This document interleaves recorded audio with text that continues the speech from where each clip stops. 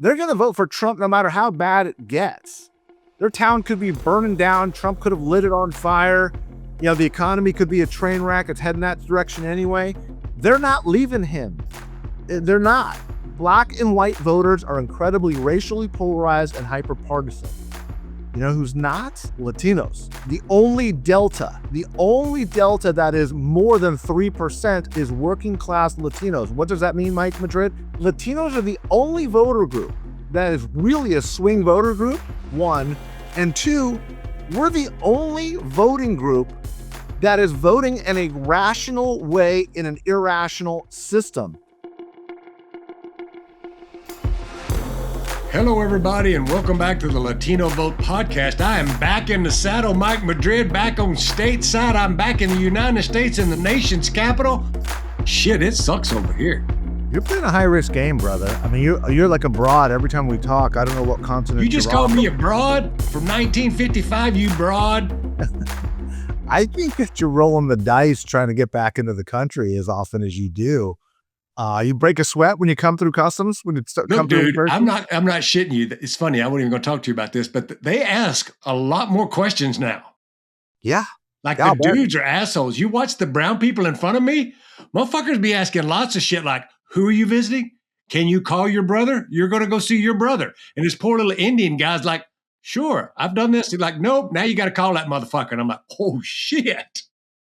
It's a real thing, man. It's happening. It's not a joke. And it happens by, drips and drabs. It doesn't happen in one, it's nickel and diamond into change. So that's got me worried. But it's good to have you back. How was the trip, man? You're on African safari. Awesome. You're out there with silverback gorillas and riding zebras and eating snakes. What were you doing? Good God, it was amazing. Those for you and those are for you. And for those of you who should be liking the YouTubes and the YouTube short, I'd like to give a shout out to Vote Vets. I'm wearing my new Vote Vets 250 years and still no kings from Vote Vets, a big veterans organization we do a little work for. They sent me some swag. Shout out to John Soates. This may be the softest shirt. Anyway, look at here. John Soates, Vote Vets. So no, I didn't wear any Vote Vets stuff over in Africa, but we ended up in Rwanda. And I know a lot of you keep hearing me reference this gorilla episode. Let's call it the episode. Maybe we call it the situation. The situation. If you listen to the new Kevin Hart comedy special, he talks about this exact thing that I did. He said, and it was funny, he took his family to Rwanda. They trekked into the woods. They found a family of gorillas, and he kept expecting to find some glass. Like he would be behind the glass between him and the gorillas. Well, I'm here to tell you, they ain't no glass. And what makes somebody think that's a good idea? Like, why would you do that to yourself? Dude, because it's once in a lifetime getting to sit face to face with an organism, if I use the organisms right, that's 98.6% human. Like they share that much DNA with us. And there's only probably 700 of these gorillas. These aren't the lowlands. These are the highland gorillas. And so I had spent my whole life watching the National Geographic and all, and to get to go sit with these majestic creatures with all due respect and not making light of it, it was really, really fucking awesome. And Rwanda's figured out a way to make money off of it and to regulate it where they protect them. So they take this money that you give them and they pay for all the land. They pay for all the land on their side of the mountain. And now they're trying to extend the habitat by buying more farmland from farmers so that these apes have more places. So for those of you who want to go see the gorillas, first of all, it ain't a poor man's sport. I'm putting that out there right now before Mike Madrid starts giving me shit about growing up in a trailer house and me crying poor all the time. It costs $1,500 a piece, Mike, to go trek up and sit with the gorillas. And you only get an hour once you get up there. Now, wait. $1,500 an hour. It gets better.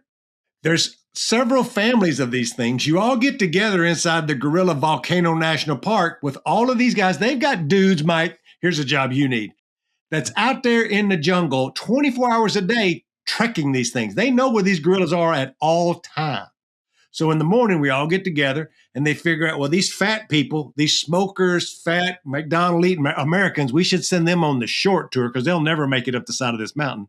Folks that are more in shape, you go halfway up the mountain. And then the extreme people that they don't tell you about none of this, but this is how it goes down. You do the longer trek straight up a mountain to go find these gorillas. Now there's somebody radioing and they know. So anyway, I won't get into all that. It was fantastic, but I will tell you about the episode, and there were several. My group of gorillas used to be part of a group of gorillas that was 35 strong. Well, they had a conflict in the group, and a big chunk of them broke off. And 4 silverbacks took 22 of the women and said, we're going to go create our own thing, leaving the old hand with like 7, 8 girls, and they went started their own troop. Well, that's who we were trekking in to find. And I knew right away a group with 4 silverbacks and Chuck Rocha was going to be a problem, because I ain't much on following directions, and I don't like some silverback to tell me what I can and can't do. Once we get there, we find them. I shit myself because they're just there, and you just sit with them. And you can smell them, you can hear them, everything. There was a silverback who walked out of into the bamboo, looked directly at me. He's sitting there. You can see the steam coming out of his breath, like it is that chilled up there. And he's looking at me. He's looking at the bamboo, and he steps into the forest and grabs 2 big bamboo trees and just yanks them down, breaks it in half because they're eating the green stuff, looks at me, I look at him, and then here he comes. And I'm like, mother. So he is now walking right at me, and I'm crouched down. I'm doing what they tell me to do. And about that time, I feel a hand on my shoulder. It's the tour guide pulling me away from this gorilla.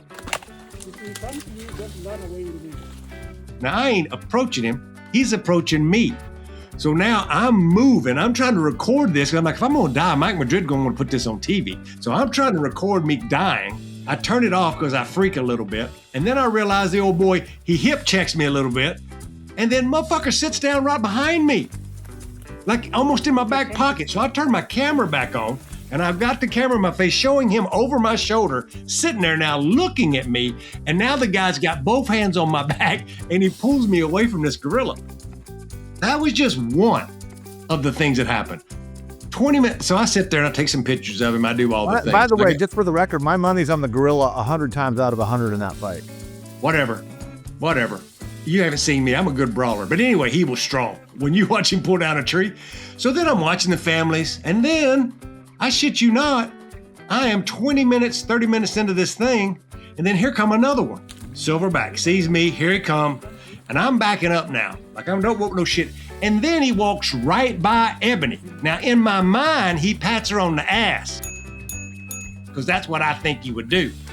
But I don't think he pats her on the butt, because he's just a gorilla. But now I think I want some trouble with this gorilla. What is wrong with you, dude? What is wrong with you? And now, I'm now going to go after this gorilla, because he's done got up right next to my woman. Now they're tempting me. Now they want some of me. I'm just letting this be known. I got video of this too, Andres. I will send you when he walked by Ebony. Too close to my woman, because now he wants to challenge me. But the good news about all of this, Mike, is that there was no fisticuffs. I didn't have to fight a gorilla. We got some great pictures, and it was life-changing. Yeah, I guess. I mean, come that's on, great. man. I want to see the video. I want to see the pictures. We're going to put them all up here. If you're watching on YouTube, I want your comments, people. I want feedback to see. Chuck Rocha gets 4 silverbacks. Zamir him. How is it you're threatened by a gorilla coming after your woman? Like, how does that even cross your mind? Well, Ebony is particularly good looking. And in my mind, he had seen me looking at his women. And this is how my mind works, because I'm elementary and like a caveman at heart. Yeah, because you're like one DNA strand away from this guy. He is 98.6% DNA with regular humans, but me and this old boy are way closer than that.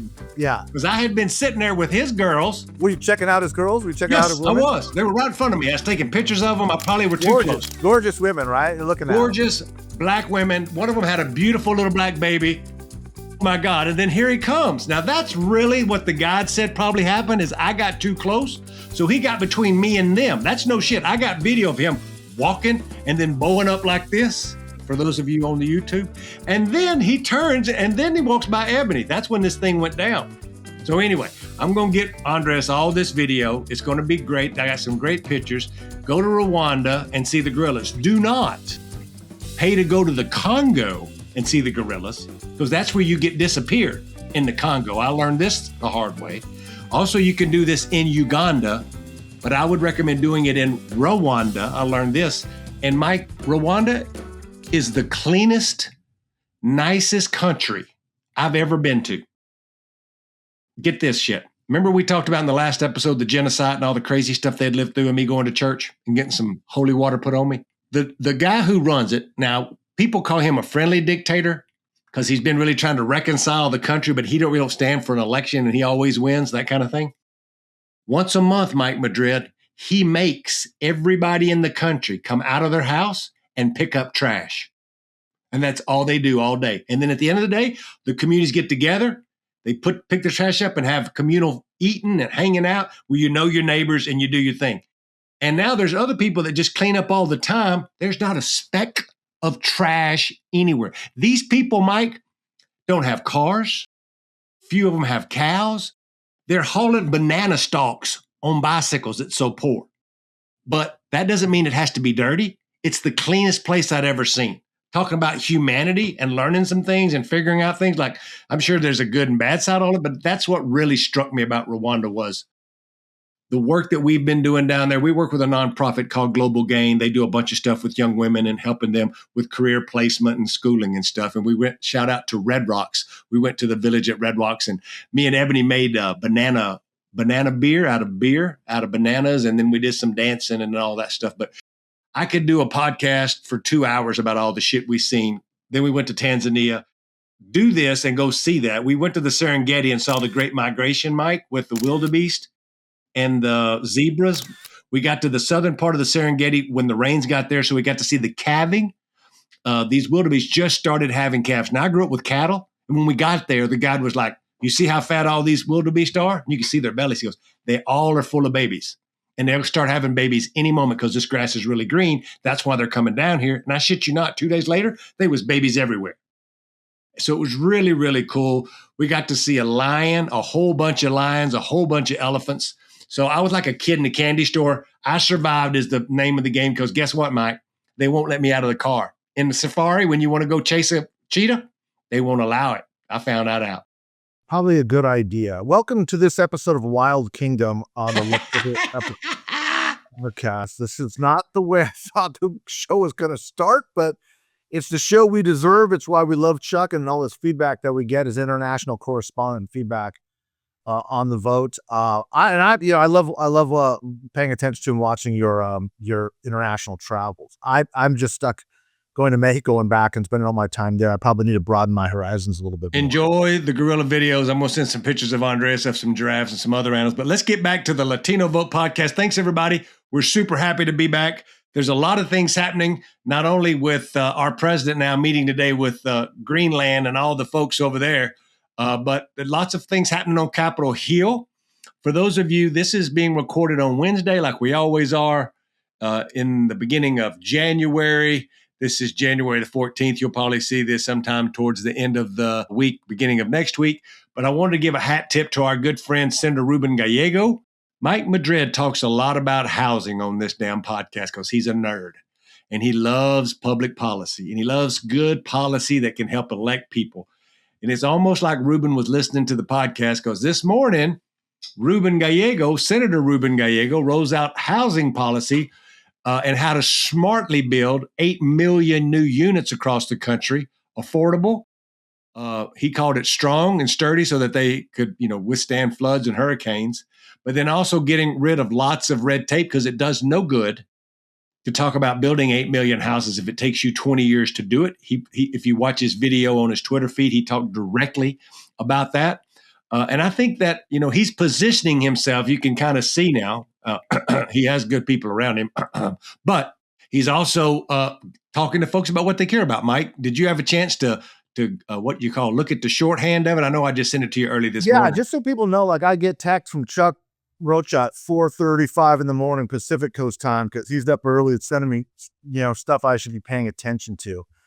And I'm like, brother, you all should be writing me a check because this is straight out of Mike Madrid's book. This is what he's been saying for years and suddenly pops up. It's coming. Don't worry. When he's the president, you're going to be an advisor with me, but you're going to get paid, I promise. Yeah. Senator Ruben Gallego is brilliant. I'm like, yeah, 3 years ago, Mike Madrid was saying this, the Democratic Party needs to get its act together on housing. So look, I'm saying this because I'm a big fan of Senator Gallego, as you all know. He's probably the one U.S. politician I've got the most hope in. And I'm so glad he's doing this. Doesn't need to do this, but he's one advocating for the Latino community. That's what this is about. It's obviously for everybody from a policy perspective, but the community that is the most disproportionately impacted by housing are Latinos. And let me say this is what nobody's figured out yet. So give Chuck another tidbit here to go make a lot more money to do another. Ooh, hang on, let me write it down. Let me get my pencil out. Now go. You cannot solve the affordability crisis until you solve the housing crisis.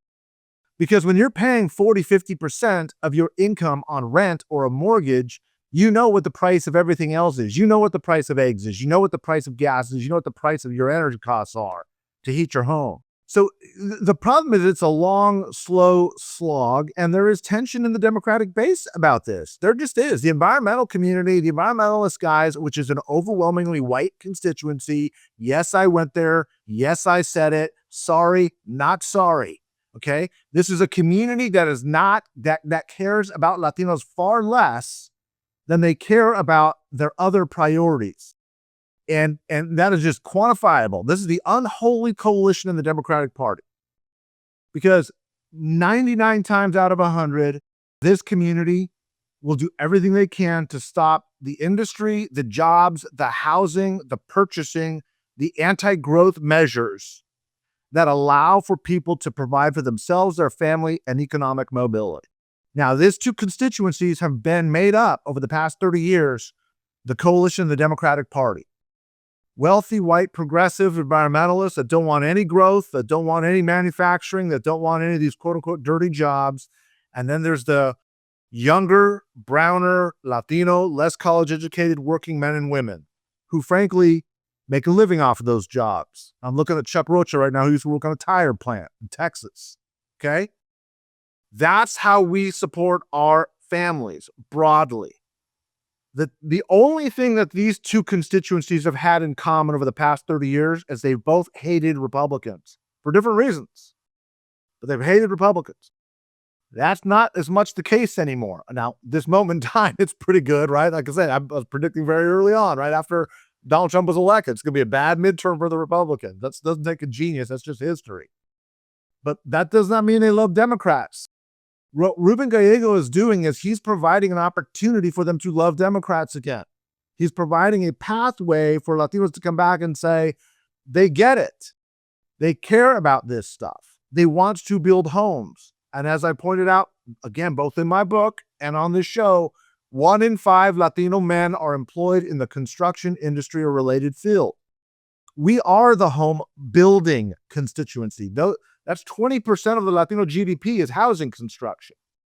And on the other side, we're the ones disproportionately affected by being able to buy a home. So housing policy, you don't have to say it's a Latino policy, but it is de facto. We build the homes and we need to buy the homes. How this is not central to the Democratic Party's plank is ridiculous to me. So I'm grateful to what Ruben's doing. We'll put a link to this article, by the way, in the show notes too. Love to get your comments, everybody, on housing and housing policy. You can say Mike Madrid's crazy if you want to. Good, come at me. Because this is the fight I love to have with my white progressive Democrats. All day long, I will have this with you. You're talking to a guy that grew up in these circumstances, and I'm going to fight for poor people, and I'm going to fight for working class people, and I will fight against wealthy white people. I don't care if you're Republican or Democrat, but if you're going to pass policies that are going to hurt my community, you're going to get a bronca, brother. You're going to get a fight, and that is what gets me up every day, like Chuck Rocha and a Silverback. Ooh-wee. I will take all comers on this, and I'm glad that I'm hip side with Ruben Gallego on this in the Senate, because this is a long overdue discussion that the Democratic parties need to have. This is a reckoning, a generational reckoning. We need to build millions of more housing units. You can't be pro-immigrant unless you're pro-housing. You can't be pro-worker unless you're pro-housing. You can't be pro-democracy unless you're pro-housing. You know why? You're 300% more likely to vote if you own a home as compared to rent it. That's absolutely true. So don't tell me that you're pro-democracy if you're not pro-housing first. If you look at the video that Ruben put out, one of the things that he said, there's been a lot of housing stuff said over the years, but he looked at the camera, and to Mike Madrid's point, he said, the people building the house should be able to buy the house. Yeah. And you don't see that people talk about the folks that are actually building homes. You hear about it abstractly. You hear about affordable housing. You hear about all the different government programs and whatever. There's a place for all of that. But to have somebody speak to the people that are building these homes should be able to live in these homes and afford to live in these homes. And brother, this is one of the great sins of the Democratic Party for the past 30 years. I'm talking about it in biblical terms. This is a sin. There's no reason why we are in this housing crisis other than we've got a supply problem ultimately. And that's a big part of Rubin's plan. That's the first plank, is saying we need more housing. This is particularly problematic in blue states. This isn't just Mike Madrid, crazy ass right-wing Republicans saying this. This is Ezra Klein, like the progressive wing of the New York Times, saying California specifically doesn't work because Democrats don't know how to build housing anymore. And the truth of the matter is, let's be honest, let's be frank, they don't want to build housing. They don't want to build housing. The counties that don't build housing in California are the wealthiest, whitest, most progressive zip codes and counties in California. You don't reckon they build a bunch of houses down in Santa Barbara? They ain't building no houses in Santa Barbara, which is an important place, by the way, brother, because I want to talk about Monique Limon, the new Senate pro tem president. Is she from there? She's from Santa Barbara, brother. And look, I'm a huge fan. That was just to bring everybody into the conversation with us. Monique Limon is a state senator here in California. She was just elected the first Senate pro tem, the first Latina Senate pro tem. For the first time in California history. In the history of the state? A history of the state, a Hispanic woman is going to lead the state Senate. And she's a remarkable person. I'm a big fan of hers. I've got very high hopes. But one of the challenges is she lives in Santa Barbara. She's from Santa Barbara. And she asked for coffee earlier last year. We sat down and had coffee, and she said, what can we do on this affordability thing for our community? And I said, housing. And she said, it's so tough because she's from Santa Barbara. She's from a community that doesn't want to build anything. They don't want to build anything. And I'm like, that hurts our people.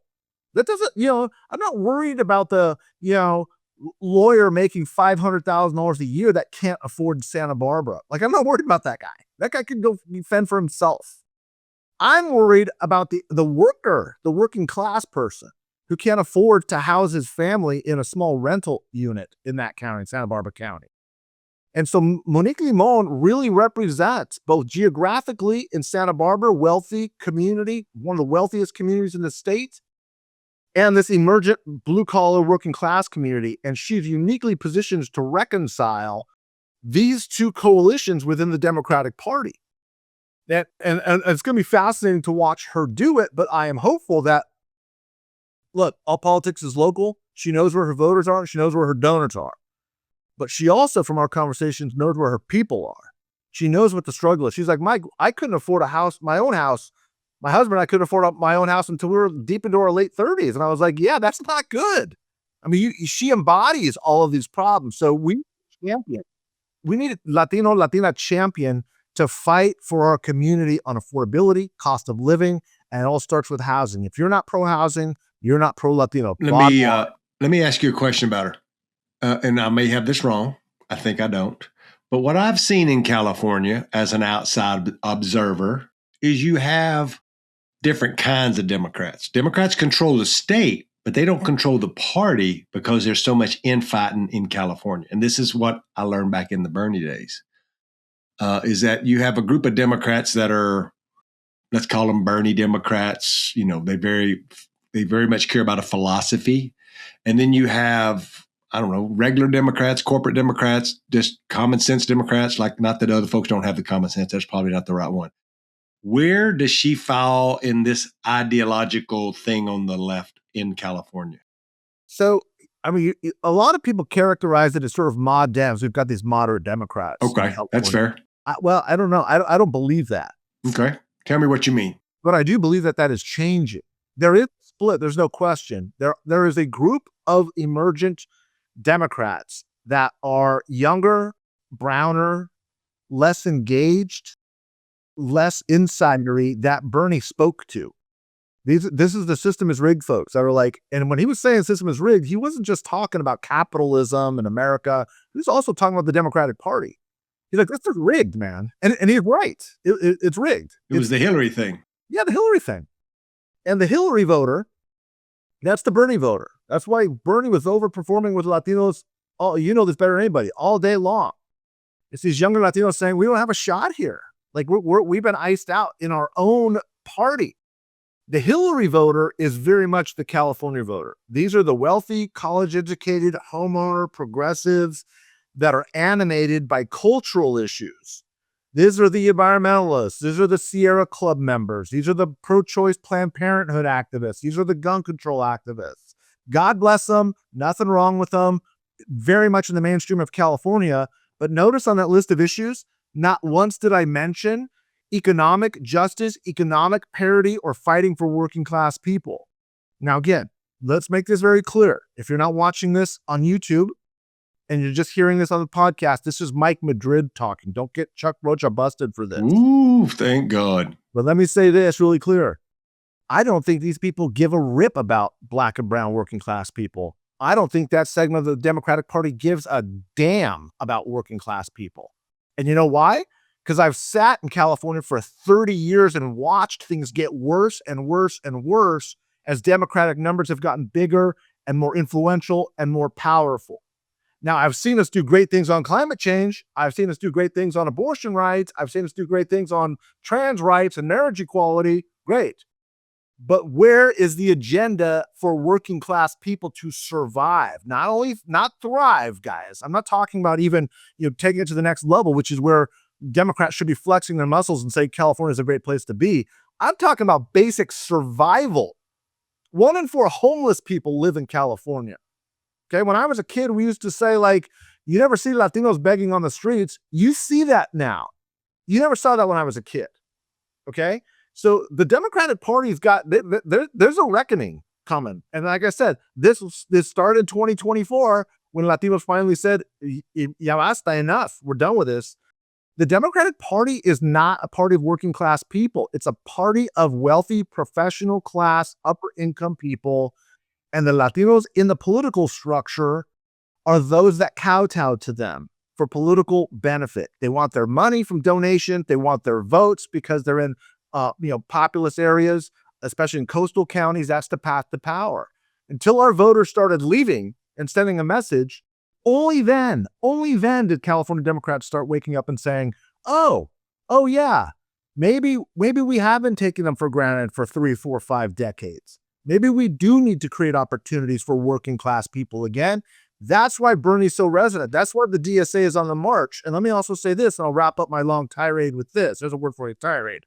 It's not just why the DSA is on the march, it's why MAGA is on the march.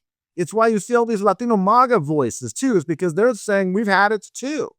So there's plenty of room on the right and the left for people to say, y'all are full of crap. You know why? Because y'all are full of crap. This whole political system does not work for our community, and it's our community that has refused to define our agenda. And so both parties just ignore us. That's why Ruben is so powerful at this moment. That's why what Ruben Gallego is doing is revolutionary. He is challenging it tacitly, if not directly, by saying, as a party, we've got to do better. We can't have this pristine planet of unicorns and rainbows and, green energy and also intense, massive poverty of black and brown people. That's not acceptable, Democrats. That's what you've created in places like California. That has to stop. And that's why I'm a huge champion of what Ruben's doing. I think that as you were going on your tirade, I was thinking about, I'm not going to speak for all Democrats. I'm not going to speak for the things that you've said, but I was thinking where I've seen it myself. And if you think about all the stuff that Mike just vomited all over the microphone there about what's been going on, I thought about the folks who've actually been running things for a long time, and they are those overeducated white folks who think that they're doing the right thing. And I think that they're well-intentioned. I think that they mean well, but if you've not been a part of the system long enough, you forget how to talk to those people. I think that's how Ruben is kind of shaking things up. He's called out organizations. He's called out nonprofits. He's called out folks on the left. He's called out people on the right. And I think that's what's really needed. As we think about where we are at a moment in time, in the second week of January, I want to remind everybody that in the great state of Texas, let's get away from this California shit. The great state of Texas is going to start voting in less than 5 weeks, Mike. People are going to be voting early in 4.5 weeks in Texas. Your primary is that early? March 1, 2 weeks of early vote. There's a very constricted vote by mail law, unlike California, but there's in-person early voting for a week or two at a few places around each county. This is the Tallarico Crockett primary. I want to flag that one. And then I want to talk about Julie Johnson and Colin Allred. Okay. The first one is, you mentioned Ezra Klein a while ago, who some people love and some people hate, but there's no doubt he's a thought leader with the New York Times, and he's been shaking shit up and doing a lot of amazing interviews. I told you that the New York Times put Bernie Sanders and Rubin up against each other at the end of the year to say which philosophy here is the right direction for the party. And I think that that's a fair debate to have in our party. Also, if you do one thing this week, Google Ezra Klein and his latest interview that dropped yesterday, and it's of James Tallarico. Yeah. If you want to get some learning about the Bible and actually what Jesus said about helping people, he drops so many nuggets in that interview. He said, one of the things I was listening, and I'm halfway through it this morning, he said, folks, it's convenient to be Christian and be a Christian nationalist and all the things that they want to espouse to try to get their policy done until they actually read the words of Jesus. You know, when Mike in the last podcast, it was not lost on me as a novice who's learning about the Bible and Catholics and other things. Mike had said, and I'm paraphrasing, Mike, you'll tell me what it says in the Bible, but you said something about putting down your weapon and turn them into plowshares or something. Was that right? Turning your swords into plowshares. That's what it was. Tallarico says that on one of the things that Jesus said that folks should listen to, other than just feed the poor, welcome the stranger, and all the things. He talked a lot about the Sermon on the Mount. Mike's talked about that as well. Like if you just listen to one thing, he goes, you know, he talks about the philosophy of church without judging people.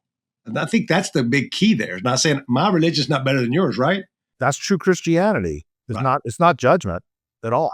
And Ezra Klein is a Jewish fella. And so like he's talking to it from growing up in the Jewish faith. So anyway, it doesn't mean that he's going to win because he did it. It was just, Mike, it struck me as just something you never see Democrats talk about. Yeah. Well, they used to, brother, when we were young. That's the family I grew up in, right?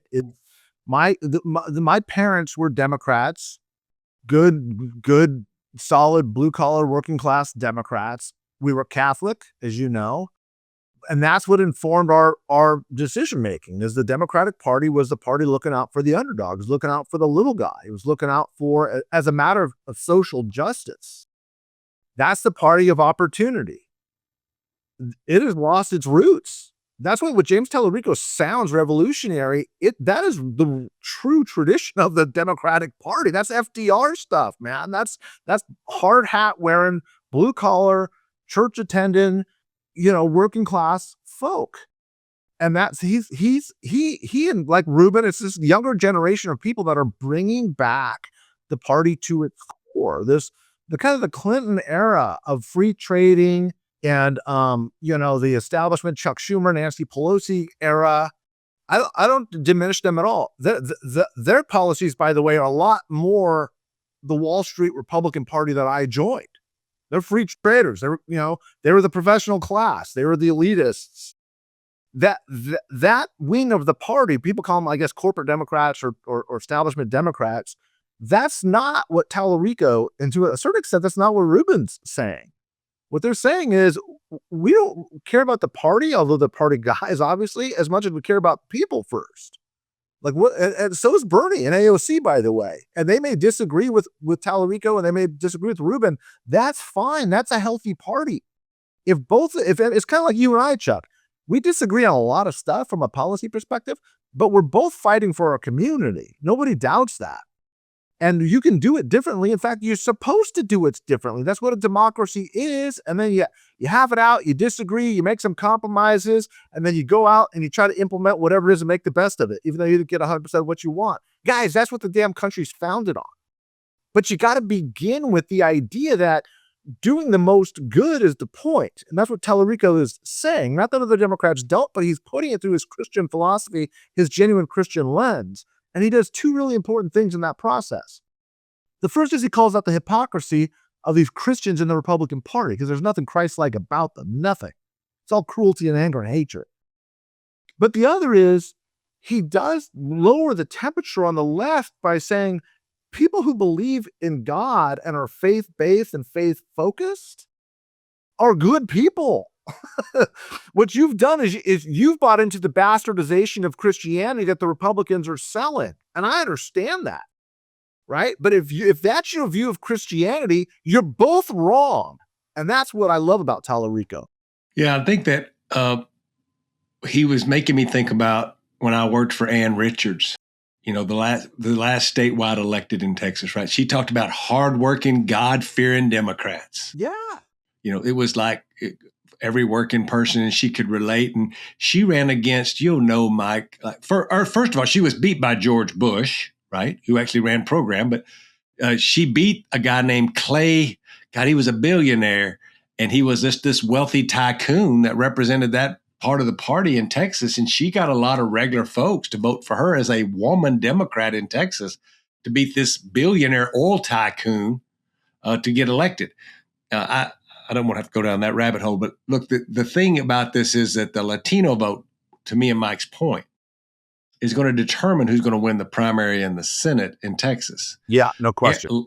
Lots of people love Jasmine Crockett. And if you want to pick somebody who is going to drive Donald Trump fucking batshit crazy, it's Jasmine Crockett. There's not a doubt in my mind.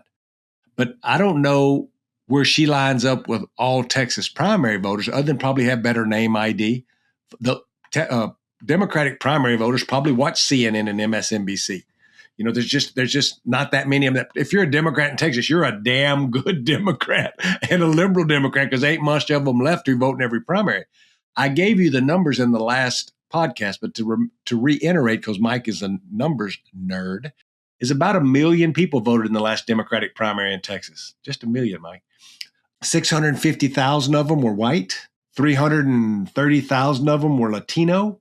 21% of them were black, whatever that number is. So, 150,000 black people. And so you can see where it would make a difference. If you assume Jasmine Crockett, which the African-American votes 21%, let's give her that. If James Tallarico, let's just say for shits and giggles, splits the white vote, it's 46%. So there you are with this 31% of Latinos right in the middle going, it's everything. Who's with us? Which one? I like Jasmine. I love that she's given, because these are Democratic primary voters. I'd remind people this week, this ain't a general election. Like, they know her, and they probably like that she's giving him shit. Has she heard the things he said about her? If anybody has, it's a Democratic primary voter, what she said about slave mentality and stuff. But then they also may think James Tallarico is this Christian stuff. They could be lefty of lefties going, I don't want some preacher man to be the senator. You don't never know that piece. So you have to go communicate. Everything I give you are all just hypotheticals of what could happen, but they are the most informed voters in Texas. To me, this is the most fascinating, and this will set the whole narrative of the Latino voter in the 2026 midterms. And here's why. And look, again, this is Mike Madrid talking. This is not Chuck Rocha. Jasmine Crockett, I think, is the worst caricature of how the Democratic Party thinks of Latino voters. I think she would be a travesty for the Democratic Party, and I think she'd be a travesty for the Latino voter, and I think she sets Texas back a generation because she won't win the general. But moreover, the idea, her comments, and I know that there's been, trying to equivocate it and explain it away, because of course she realized what a fiasco it was, but this idea that there's a slave mentality amongst a certain segment of Latino voters, first of all, it undermines the actual slave experience in this country, but which is shameful in and of itself. But the second is that is how so many white and black Democrats on the left view Latino voters. And I can't tell you how visceral the attacks I got after writing my book from black progressives, primarily, saying, you fucked around, you found out. You guys deserve what you're getting. You deserve to be terrorized. You deserve to be deported. These are lefties. These are progressives. This is what happens because you all think you're white. And that's the real danger of the mentality that is really pervasive, and I would say dominant in the Democratic Party, and it was articulated by Jasmine Crockett. They believe that if you're not white, then you should be anti-white, okay? Talarico, I think, presents a very different perspective because he's not a right-wing Christian nationalist. He espouses, even though he's Protestant, he espouses the social justice views of Catholic Democrats. If you want to know what a Catholic Democrat believes, listen to James Talarico. This is the language the Democrats have forgotten. They don't know how to do this. They don't know how to talk like he does. To them, it's like they're listening to like some strange person. This is the way Latinos, most Latinos, over half, grow up. Even if they're not going to church, this is the culture. This is the Catholic imagination. I certainly was, the way you were raised to look out for the least among us. It's not about abortion rights. It's not about being anti-gay marriage. It's about looking out for the least among us. It's about housing the refugee. It's about taking care of the poor, waking up every day and advocating for those that need your help. That is the Catholic perspective. I would argue that's the Christian perspective. That's going to be resonant. If the Democratic consultants on that campaign know what they're doing, they have two very, very powerful pieces of ammunition. And I think that if Latinos deliver Talarico, it could finally get the Democratic Party past this really toxic identity politics, which has driven it into a ditch.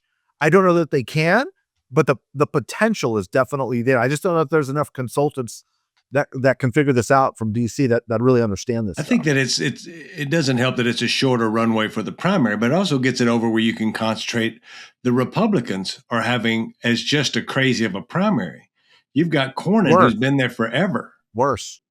And then you have this crazy attorney general who's been impeached and came back. He's like a Donald Trump figure. He's going through a public divorce right now. Like, he's a crazy person, but he may beat the sitting incumbent senator, which really opens this thing up, because there's a lot of people can see that he is crazy.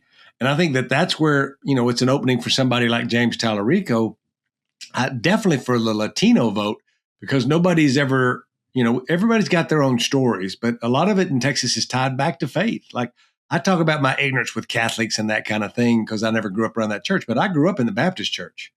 Like, I know about faith from the New Testament. I had never read the Old Testament. I'm learning about that now, but I know the Sermon on the Mount. I know what it says in the first book of the New Testament and all the different, ways that God preached about that thing and the way I was taught in Sunday school or in Bible study. Like, that's the way we thought of it. My mom and daddy met. My father was a Mexican. His parents were immigrants, and they met at a Baptist church. This is the story of the Texas Valley with the Republicans taking over down there. That's where the Republican right-wingers infiltrated those churches down there. Mike, you talked about this some, and it's just one of the things. It's not, I've talked about this, not the only thing, but it was just prime real estate because they really hadn't heard the alternative. So I think that the way James is talking about it is really unique. You should listen to the Ezra Klein interview, but I want to hit on one more thing because I really want Mike's input here. Mike, I mentioned this to you, and maybe we have Julie on to talk about this, but when Jasmine Crockett got into the Senate race, Colin Allred, who ran last time and spent $32 million running statewide, decided he wasn't going to run for the Senate if Jasmine was going to run. Right. So he decided to run for a House race in Dallas. Now he's running against a woman. It's so funny. He's running against a woman who got his old seat when he left, who's a state rep, a white woman, a lesbian white woman with a great voting record in the state house, good Democrat. She's not a crazy lefty. She's not a whatever you want to do. She's just a common sense Texas Democrat. And I like her. I work for her. Let me be clear. But the race is going to come down to, Mike, you've got a clutch of black voters. We've talked about this. This is your Compton thing, where they overperform Latinos who don't participate as high in the primaries. But there's also a big chunk of overeducated white gay folks in downtown Dallas. Yeah, the gentrifying. Yes. And they vote like it's their job. Yeah. And so you're going to have these two things where, again, all these black voters, let's 25% vote for Colin Allred. The white gay population vote for Julie Johnson, and you have this group in the middle now who's going to determine who's the congressman going to be. Future of America is happening everywhere now. It's in Texas, in the urban core. It's going to matter statewide. What Chuck just articulated, we can wrap up with this, but look, I've been doing a lot of analysis. We talk about working class voters. That's a very crass way of saying non-college educated voters. It's not really working class as much as it used to be, but it's a pretty good gauge. It's probably the best we have. And it's also incidentally the one we've been using for a very long time. But here's why I bring it up. If you look at Black working class voters, their vote shift, the delta as we call it in 2025, was like 2 to 3%. Okay? All of those Black voters that went to Trump, and there was not a huge amount of them, but there was a measurable amount, came back in 2025 and voted for the Democratic Party. 2-3 point swing. White working class voters, non-college educated whites, 2 to 3 point swing. They're going to vote for Trump no matter how bad it gets. Their town could be burning down. Trump could have lit it on fire. The economy could be a train wreck. It's heading that direction anyway. They're not leaving him. They're not. Black and white voters are incredibly racially polarized and hyper-partisan. You know who's not? Latinos. The only delta that is more than 3% is working class Latinos. What does that mean, Mike Madrid? And I'm talking 11 to 15%. Massive swings. Latinos are the only voter group that is really a swing voter group, one. And two, write this down, people. This is really important. We're the only voting group that is voting in a rational way in an irrational system. When things are bad and people lie to you and they renege on their campaign promises, throw them out. Is that so weird? Like, that's the whole way the system's supposed to be. That's what we did with Biden-Harris, by the way. And for the exact same reasons, that's why we kicked the Republicans out. From Passaic County, New Jersey, to Manassas, Virginia, to Miami, Florida, to the Imperial County in California in 2025, and we're going to do it again in 2026. The reason why people are going, why are Latinos acting so crazy? The reason why we look crazy is we're the only ones acting normal in an otherwise crazy system. It's everybody else's crazy. It ain't us. And so I bring that up because what Chuck is saying is very important. Between Black and white voters is now this Latino electorate, which can break either way. And that breaking either way is going to determine who's going to be in Congress in that seat in Dallas. It's going to determine who's going to be the Democratic nominee in Texas. And by the way, the same dynamic's going to play out in probably 30 House seats, half a dozen Senate seats, half a dozen gubernatorial seats in the country this year. And here's the last point I'll make. Sorry, Chuck. This is just the beginning. This is a generational transformation. These are going to be the dynamics from now through 2050. 2050. Chuck will still be playing with gorillas out in the Serengeti. But until 30 more years of this, that's what's going to define American politics. We're right on the cusp of this change. And as we end this thing, for all of you young staffers, for you young Latino consultants, for you people that are trying to get the party, whether it's a Republican Party or the Democratic Party, to notice you, what Mike Madrid just explained is the reason why we have to demand a seat at every table. That's at the candidate table, the manager table, and for sure the consultant table. When they said we didn't matter before because we didn't vote, well, now we're voting, and now we're the difference maker. So we should be the one not running the Latino part of the operation, but running the overall population. That's what we should be doing. And you should demand that seat because of what Mike Madrid just said, because our vote will determine one winner after another. I jotted down just a handful of seats of yesterday on this little sticky note. Those are the ones we're going to have a lot of influence in, and there's 27 seats there, and that's not all of them. Oh, we're going to have so much to talk about. I'm going to come back with you next week, and I'm going to tell you a story about how you see these new bracelets I've been wearing, Mike Madrid, on my show here. Yeah. There's a tribe in the bush in Tanzania where I think I'm the new chief part-time. The wife of the chief The first wife made me these bracelets and put them on my arm for those of you watching. But if you like it, like the button, share the button, do all the things, call your mom and dad if they're still with you.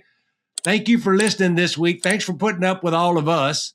It's going to be an incredible year. We have so much to talk about. We can't thank you enough for being a subscriber. Subscribe on the YouTubes.